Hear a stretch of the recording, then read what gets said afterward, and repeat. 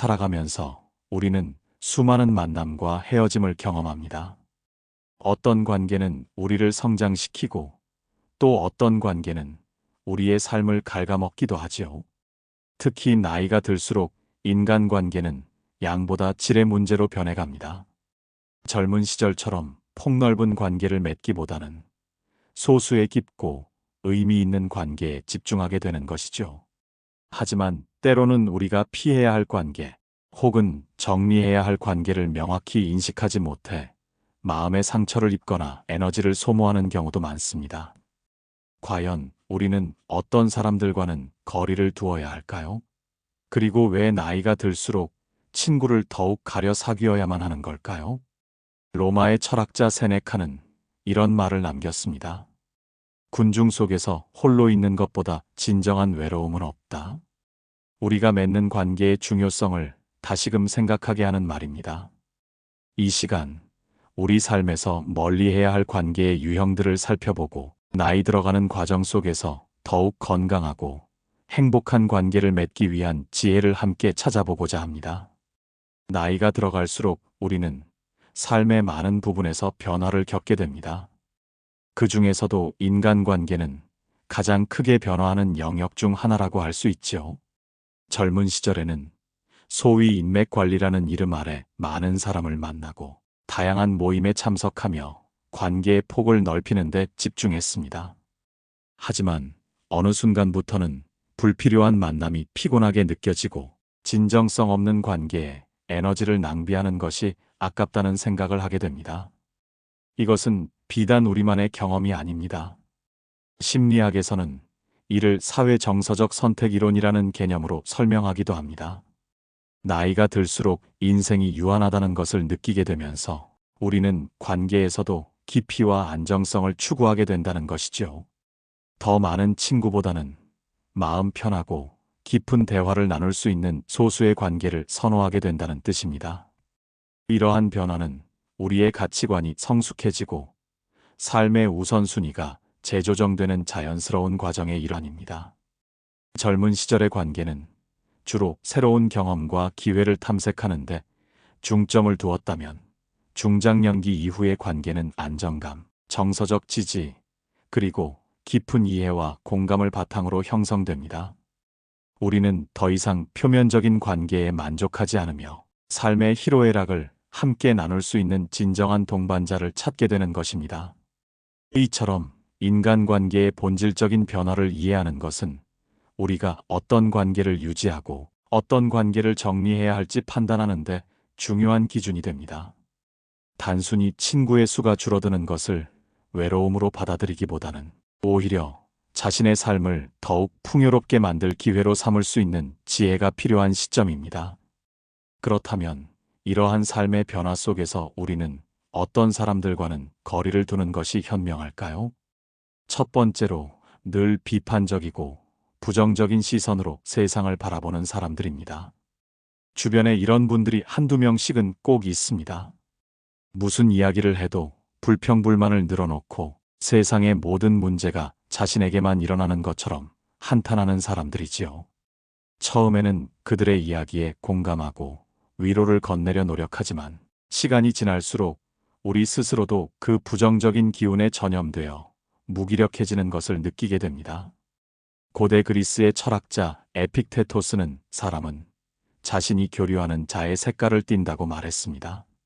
우리의 정신 건강을 위해서라도 만성적으로 부정적인 사람들과는 적절한 거리를 유지하는 지혜가 필요합니다. 이러한 사람들은 종종 자신도 모르게 타인의 에너지를 흡수하는 경향이 있습니다.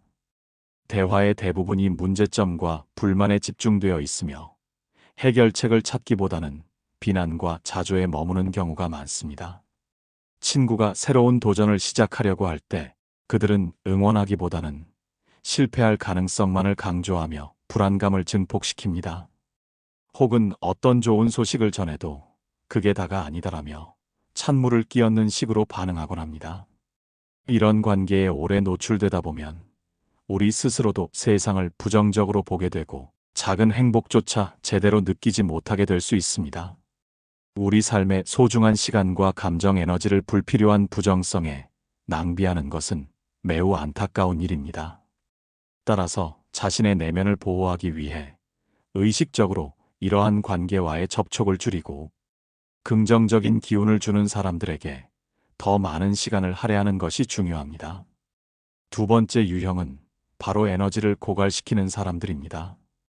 이런 사람들은 주로 자신의 문제만을 끊임없이 이야기하고 상대방의 이야기는 제대로 듣지 않거나 관심 없는 태도를 보입니다. 마치 우리의 감정이라는 저수지에서 물을 계속 퍼내기만 하는 펌프와 같습니다. 그들과 만나고 나면 몸과 마음이 축 늘어지고 아무것도 하기 싫은 상태가 되는 것을 경험할 수 있습니다. 그들은 의도했든 아니든 우리의 정신적 에너지를 흡수하여 자신을 채우는 경향이 있습니다. 특히 나이가 들수록 우리의 에너지는 젊은 시절처럼 무한하지 않습니다.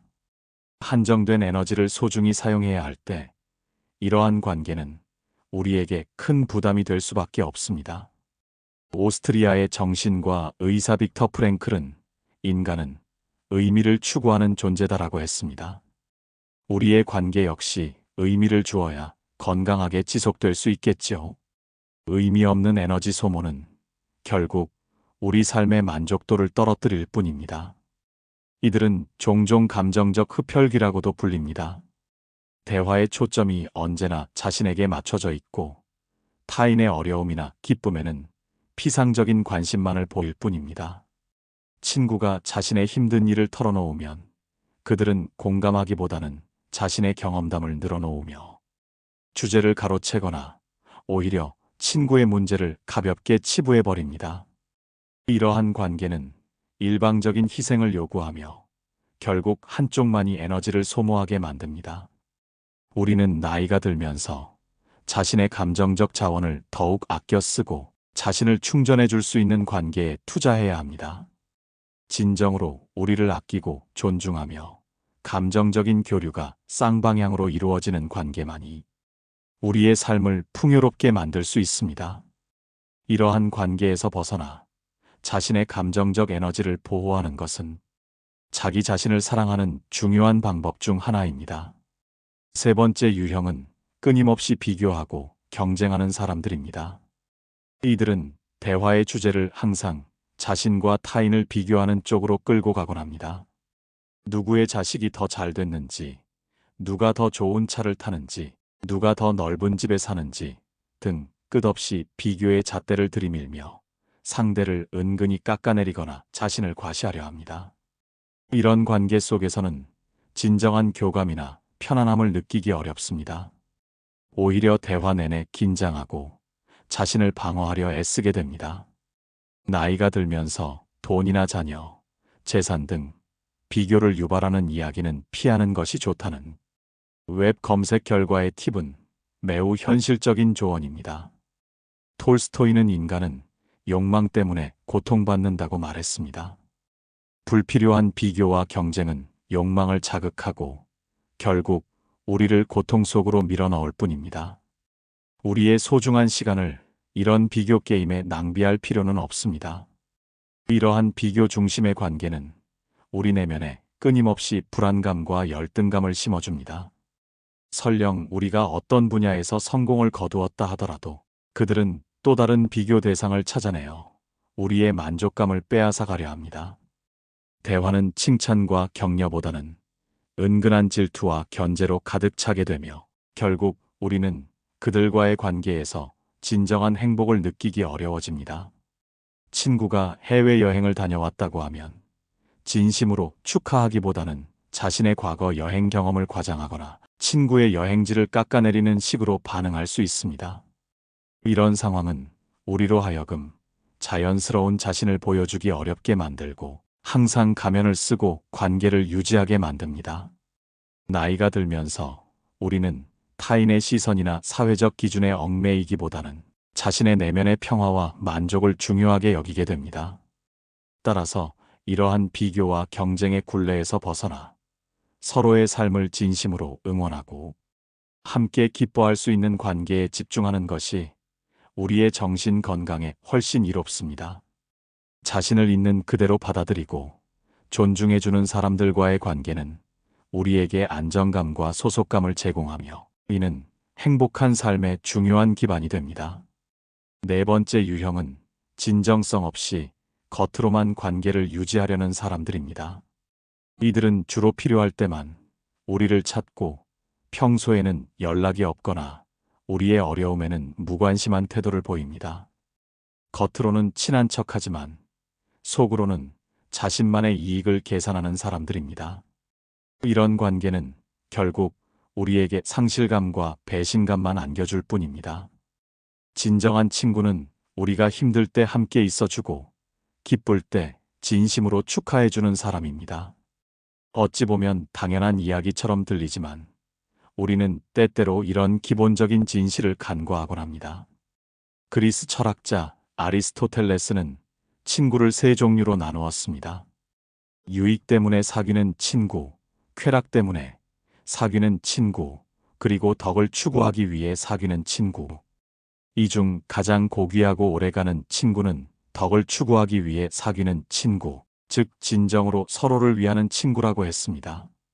나이가 들수록 우리는 마지막 유형의 친구들에게 집중해야 합니다. 이러한 관계는 마치 일회용품과 같습니다. 자신에게 필요한 순간에만 사용하고 용도가 다하면 가차없이 버려지는 것이죠. 자신이 부탁할 일이 있을 때만 연락이 오고 우리가 도움을 요청하면 이런저런 핑계를 대며 회피하는 친구들이 여기에 해당합니다. 또는 우리의 경조사에는 나타나지 않지만 자신의 경조사에는 꼭 와달라고 요구하는 이들도 마찬가지입니다. 이러한 관계 속에서 우리는 끊임없이 이용당한다는 느낌을 받게 되며 결국 자기 회의와 불신에 빠질 수 있습니다. 진정한 관계는 상호 존중과 배려를 바탕으로 합니다. 서로의 필요를 채워주는 것을 넘어 서로의 존재 자체를 소중히 여기는 마음이 있어야 합니다. 나이가 들면서 관계의 양이 줄어드는 것은 어쩔 수 없는 현상일 수 있지만 관계의 질만큼은 우리가 선택할 수 있습니다. 우리의 귀한 시간을 진정성 없는 관계에 낭비하기보다는 서로에게 힘이 되고 위로가 될 수 있는 소수의 진정한 친구들에게 투자하는 것이 훨씬 가치 있는 일입니다. 이러한 선택은 우리의 노년기를 더욱 안정적이고 의미 있게 만들어줄 것입니다. 다섯 번째 유형은 우리의 경계를 존중하지 않는 사람들입니다. 이들은 우리의 사적인 영역을 침범하거나 우리가 불편하다고 표현했음에도 불구하고 계속해서 선을 넘는 행동을 하는 경우가 있습니다. 원치 않는 조언을 끊임없이 하거나 우리의 의견을 무시하고 자신의 주장만을 내세우는 식입니다. 건강한 관계는 서로의 다름을 인정하고 존중하는 것에서 시작됩니다. 서로의 생각과 감정, 그리고 물리적, 심리적 경계를 존중해야만 관계가 지속될 수 있습니다. 필요할 때는 선을 그을 줄 아는 용기가 필요하다는 웹 검색 결과의 조언처럼 우리는 우리 자신을 보호하기 위해 때로는 단호하게 거절할 줄 알아야 합니다. 철학자 니체는 자신에게 가장 위험한 것은 무엇인가? 자신에게 가장 위험한 것은 자신을 사랑하지 않는 것이다 라고 말했습니다. 우리 자신을 사랑하는 것은 우리의 경계를 지키는 것에서부터 시작됩니다. 이러한 사람들과의 관계는 우리의 자존감을 갉아먹고 결국에는 우리 자신마저 의심하게 만들 수 있습니다. 경계를 존중하지 않는다는 것은 단순히 무례함을 넘어 상대방을 자신과 동등한 인격체로 여기지 않는 태도에서 비롯됩니다. 우리의 허락 없이 개인적인 정보를 타인에게 이야기하거나 우리의 감정 상태를 고려하지 않고 무례한 농담을 던지는 경우입니다.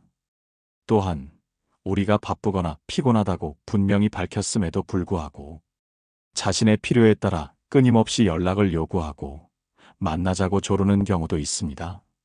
이런 관계에서는 우리는 항상 방어적인 자세를 취하게 되고 진정한 마음을 열기 어려워집니다.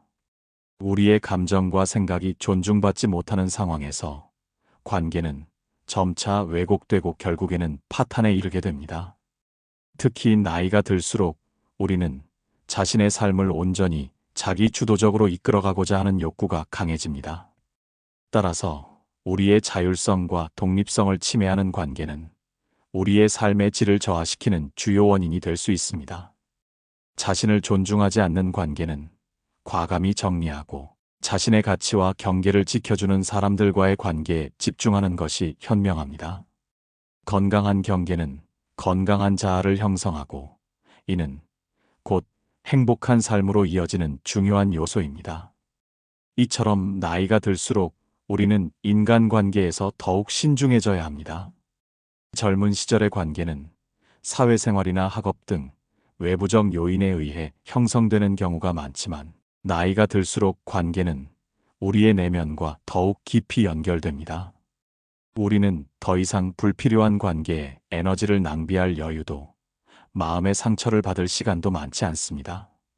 건강하고 행복한 노년기를 보내기 위해서는 우리에게 진정으로 긍정적인 에너지를 주는 사람들과 함께하는 것이 중요합니다.